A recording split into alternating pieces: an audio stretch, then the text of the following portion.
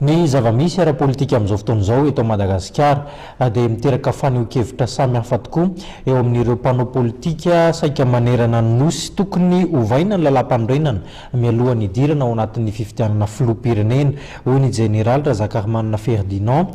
Ankoatr'izay ihany koa anefa dia notsindriny fa tokony hampandefitra ny ambim-pony ny mpanao politika rehetra izay mifanandrina ara-politika amin'izao fotoan'izao. Tsy tokony ataon'ny mpanao politika takalonaina ny firenena raha nambaran'ny Général Razakaramanana Ferdinand. Ity filohan'ny faritany Antananarivo teo aloha ity dia manana ny fitaran'ny krizy politika raha toa tsy misy ny fanetretena ary ny fandraisana andraikitry ny mpanao politika. Déclaration mpitandro filaminana moa dia filazana fa mila mandray ny andraikiny zany ny mpanao politika eo anatrehany raharaham-pirenena ary indrindrandrindra mitady ny vahaolana amin'ny tombontsoam-pirenena irery ihany fa tsy ny tombontsoa ny atokon'olona na atoko politika io na olona tsiray avy. Izay ny dikan'ny zavatra iny ary mitovitovy amin'ny fandraisana andraikitra izay natao tamin'ny taona 2010 izay nanerena mpanao politika hivory sy mihidy ao anaty trano ary tsy mivoaka ao raha tsy mahita ny vahaolana.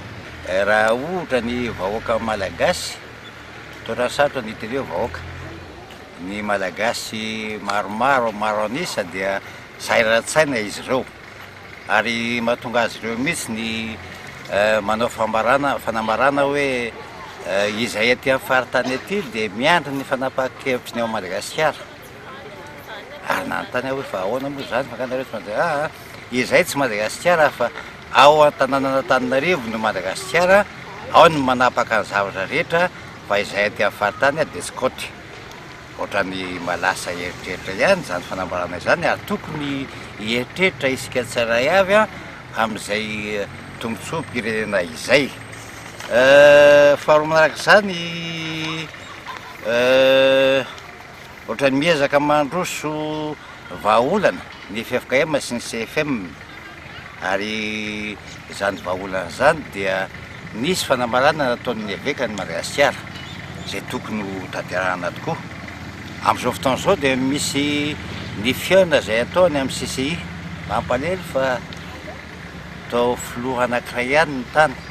Nilaza ny Général Razakaramanana Ferdinand fa ny rafitra misy eto amin'ny firenena no fototry ny krizy ary ho azy dia ilaina ny manova ny lalam-pandrenana mialohan'ny andehanana makany amin'ny fifidianana filoham-pirenena. Nanamafy ity Général ity fa ny rafitra federaly no mety ho an'i Madagasikara.